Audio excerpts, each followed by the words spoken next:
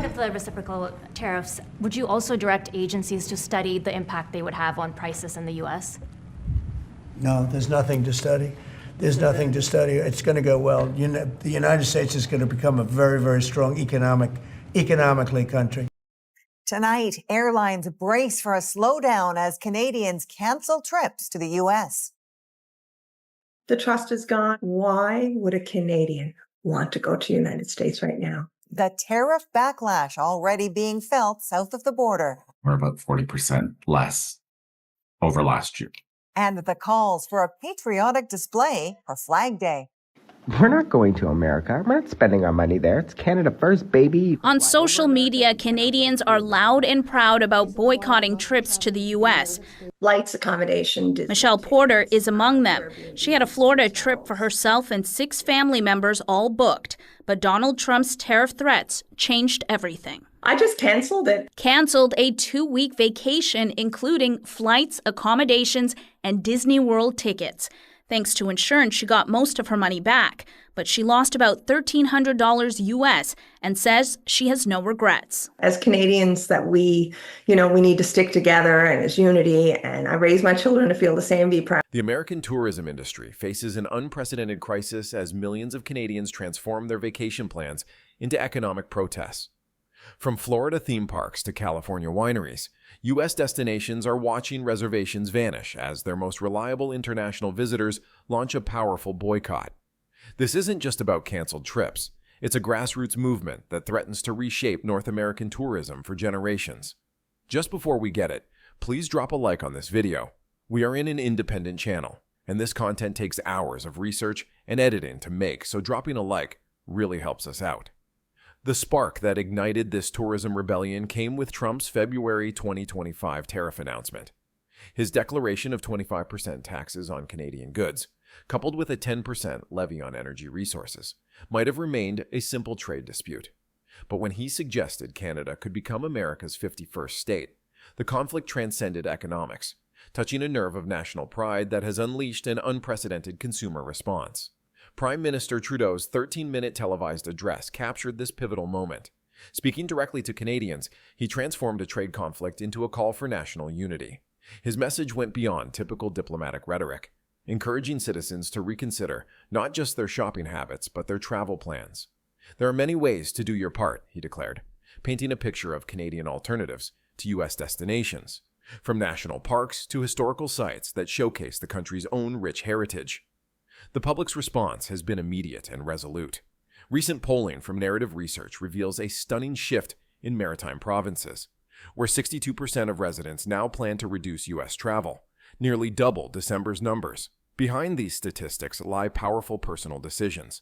Families sacrificing long-planned Disney vacations, cruise enthusiasts redirecting their journeys, and border community residents abandoning generations-old shopping traditions. Flight Centre, Canada's largest travel agency, reports an unprecedented wave of U.S. trip cancellations. Even facing substantial financial penalties, Canadians are choosing principle over profit, redirecting thousands in tourism dollars away from American destinations. Travel agent Amra Dakovic notes a surge in rebookings to alternative locations, with Canadians willing to absorb significant costs to make their economic voices heard. The reasons driving this boycott run deeper than simple protest. Survey data reveals a complex mix of motivations. 54% cite dissatisfaction with Trump's leadership, while 35% express concerns about safety and gun violence. Another 35% specifically mention the desire to exercise economic pressure through tourism dollars. These overlapping motivations suggest a fundamental shift in how Canadians view their relationship with their southern neighbor. British Columbia's Premier David Eby crystallized this sentiment, urging citizens to think carefully about spending money in a country that wants to do economic harm to Canadians. His words reflect a growing recognition of tourism's power as an economic weapon, one that individual citizens can wield with immediate effect. Before we explore the far-reaching implications of this tourism rebellion and its potential to reshape North American travel patterns for years to come, take a moment to subscribe for ongoing coverage of this developing story. The transformation we're witnessing isn't just about vacation choices. It's about the power of individual decisions to influence international relations and challenge long-standing economic partnerships. Travel agencies are adjusting too. We've looked at our numbers and we're about 40% less over last year, 40% less bookings to the US for leisure travel. He says customers are also questioning flying with U.S. airlines at all. That's true of this Canadian couple now selling their property in California. When we go down there to finalize the sale, we'll be flying out of Toronto on a Canadian airline. It's not necessarily cheaper for us, but I'm intentionally avoiding anything I can that's going to put money in the pockets of that system, I guess. And even if the tariffs never materialize, I will not go to the United States while Donald Trump is in power. And Erica, it is not just Michelle Porter. A survey released this week found nearly half of Canadian travelers were less likely to visit the U.S. Okay. Of course, Magda, this is part of a broader movement among Canadians. Yeah, from choosing Canadian groceries to pouring California wine down the drain to booing the American national anthem. Since Trump announced that 25% tariff, Canadians are looking for ways to voice their displeasure with the U.S. administration. And tomorrow we may see another display of patriotism with former prime ministers and politicians encouraging Canadians to fly a Canadian flag. The ripple effects of Canada's tourism boycott are transforming into waves, threatening to swamp major U.S. destinations and reshape decades-old vacation patterns. From cruise ships to theme parks, the impact of millions of canceled trips extends far beyond empty hotel rooms and quiet restaurants. It's fundamentally altering the North American tourism landscape. Consider the case of Amanda Lai Smith, who canceled her family's meticulously planned 2-week adventure to Disneyland and Universal Studios. Instead of contributing to California's tourism economy, her vacation dollars will now flow to Mexico. Her decision, multiplied across countless Canadian families, signals a seismic shift in travel patterns that could cost America's top tourist destinations billions in lost revenue. The 5 states most visited by Canadians, Florida, California, Nevada, New York, and Texas, stand to lose more than just tourism dollars. Florida, where Canadians represented 38% of all international visitors in 2023, faces a particularly stark reality.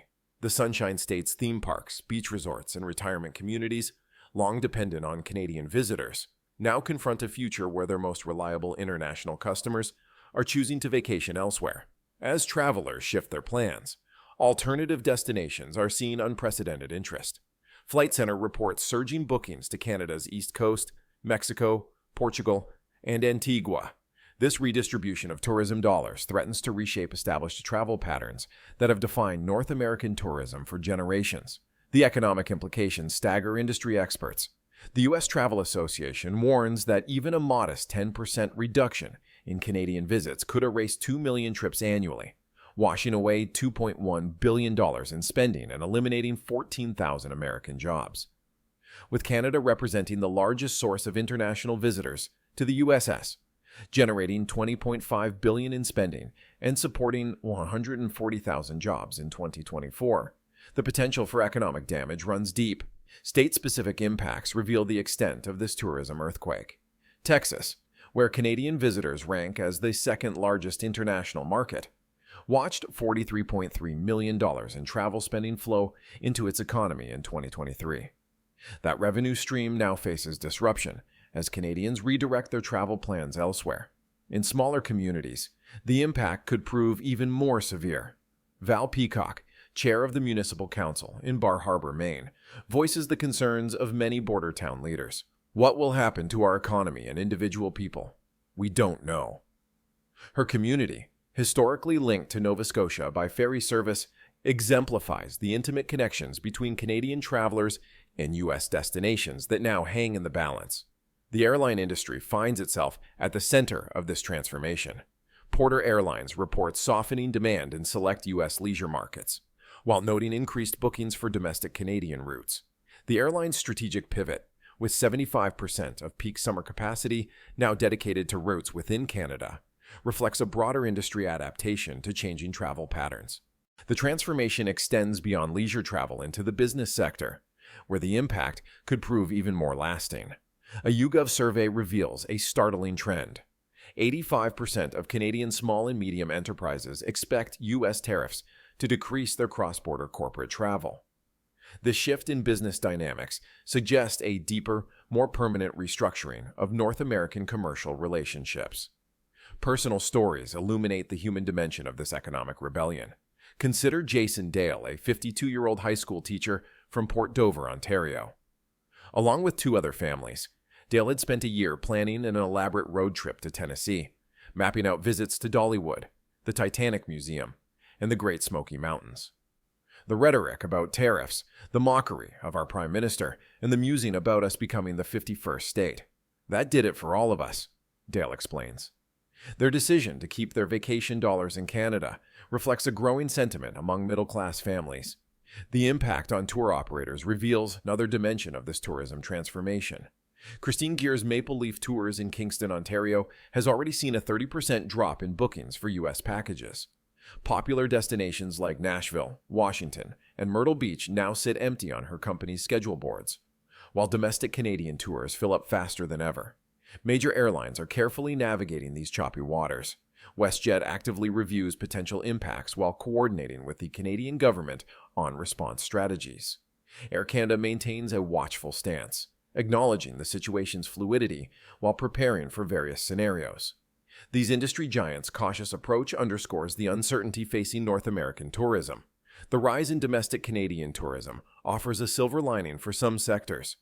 Porter Airlines' strategic shift toward Canadian routes demonstrates the industry's ability to adapt. Yet this adaptation comes at a cost to established U.S.-Canada tourism relationships that have defined North American travel for generations. As the industry grapples with these changes, one truth becomes clear. The transformation of U.S.-Canada tourism patterns represents more than just a temporary shift in vacation preferences. It signals a fundamental reevaluation of cross-border relationships, with implications that could reshape North American tourism for years to come. We'll see a similar amount, while Chinese goods will be hit with an additional 10% tariff. These are all expected to kick in as of February 3rd. The president is warning Americans will feel a little short-term pain, but what he left out is that pain comes on top of the steepest spike in inflation felt this generation.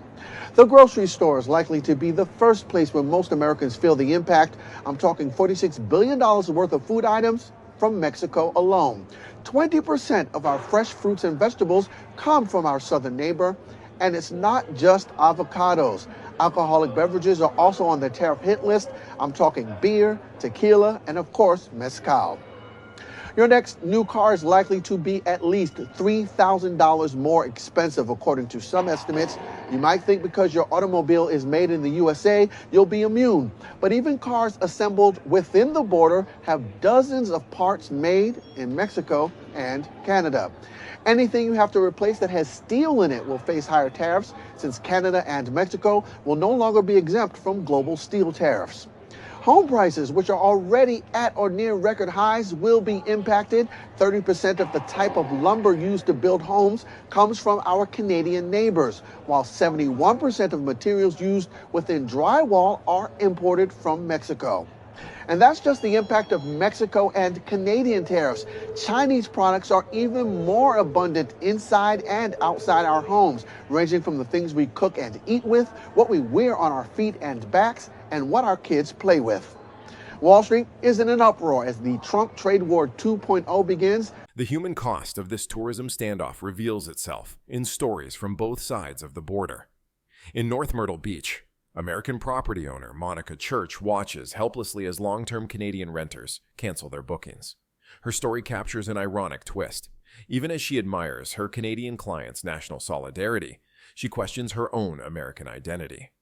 "I'm a little jealous of that feeling," she reflects, "where you feel for your country so much that you band together. I haven't felt proud to be an American lately." This crisis cuts deepest in border communities, where casual cross-border trips once defined weekly routines.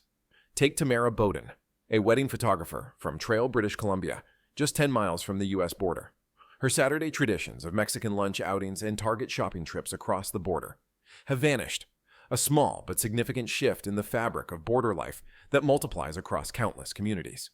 The boycott's power lies in these individual decisions. Each canceled vacation, each redirected shopping trip. Each abandoned tradition represents a personal protest that collectively threatens billions in tourism revenue. Church's own dilemma, reconsidering her planned Montreal trip over fears about displaying American license plates, illustrates how political tensions transform innocent travel decisions into complex moral choices. As the 30-day tariff pause approaches its end, three possible futures emerge. A diplomatic resolution could restore normal travel patterns, though the emotional scars might linger. An escalation could permanently alter tourism flows, reshaping decades of established travel habits. Or most likely, a prolonged period of uncertainty could leave the tourism industry in limbo, forcing continuous adaptation to shifting consumer sentiments. What's clear is that this isn't just about vacation choices anymore. Each booking cancellation, each rerouted journey, each abandoned cross-border shopping trip represents a vote in an unofficial referendum on U.S.-Canada relations.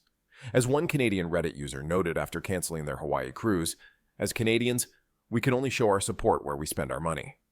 These individual choices, multiplied across millions of potential travelers, are reshaping North American tourism patterns in ways that may outlast any eventual trade resolution.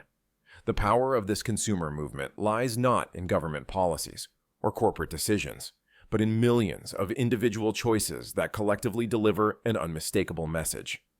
The special relationship between these North American neighbors can no longer be taken for granted.